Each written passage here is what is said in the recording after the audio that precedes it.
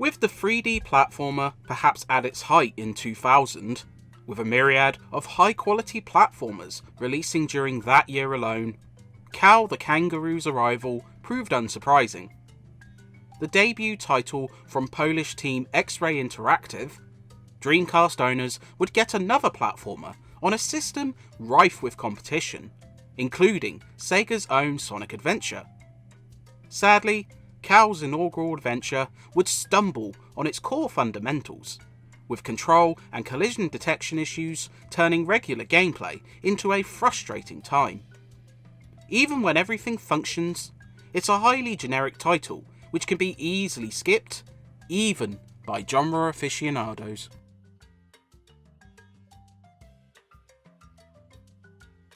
Cal lives a peaceful life with his family, enjoying life in the jungle, before he's kidnapped by a hunter.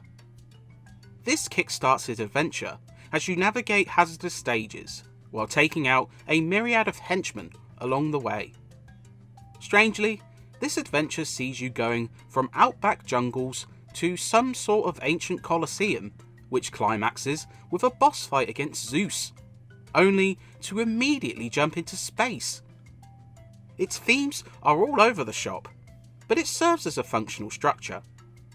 However, from the bland world map to the boring assortment of foes you fight, nothing feels stand out. The game's 30 levels can be polished off in a couple of sittings, with some stages taking less than 5 minutes. But collecting all the coins in each stage does reward an extra snowboarding stage. Needless to say, it doesn't incentivize much.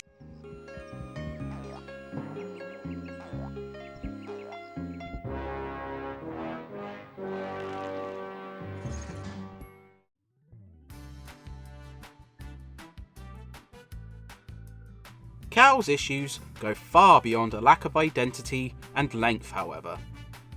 The gameplay suffers from severe issues with controls and collision detection. Responsiveness is inconsistent, sometimes seeing Cal failing to perform his attack or jump and walk straight off an edge.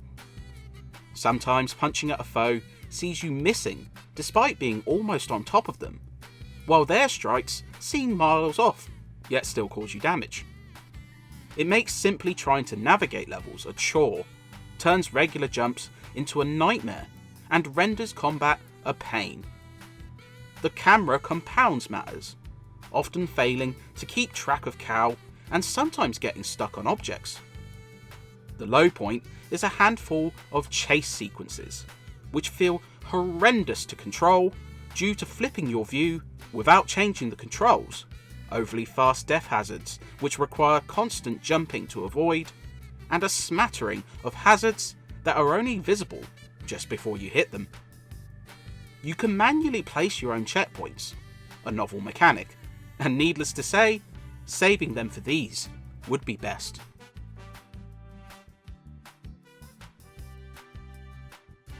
Outside of these, levels come in either vehicular races or boss encounters.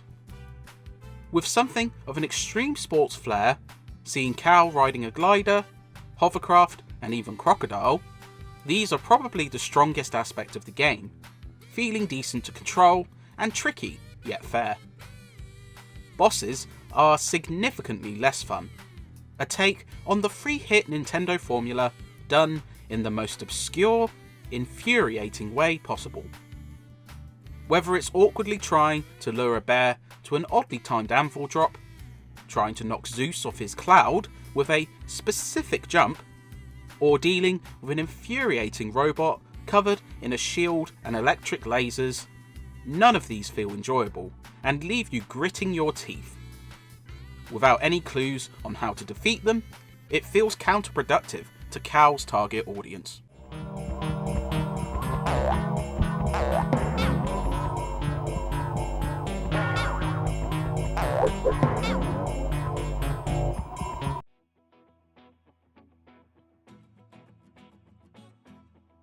Cal the Kangaroo's arrival on Dreamcast may leave you thinking it could be a looker, but the graphics struggle to outpace many of its contemporaries on weaker hardware.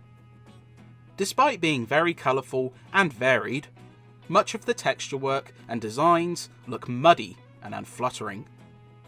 Even Cal himself feels like a basic assortment of polygons, which would make Croc blush. What's worse is severe slowdown during certain stages can make input responsiveness even worse, swinging wildly from 60 frames per second to low 20s.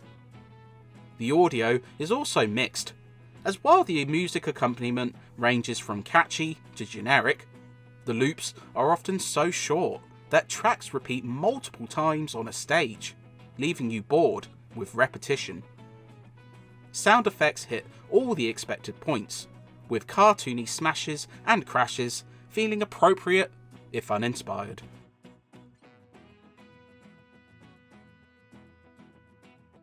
Cow the Kangaroo proves one of the weaker platformers on the Dreamcast, with a litany of issues interfering with the fun at every turn. Whether it's unresponsive controls, shoddy collision detection, or frustrating designs, this 3D platformer feels bereft of quality more often than not. Not even some decent vehicle sections make up for the endless frustration.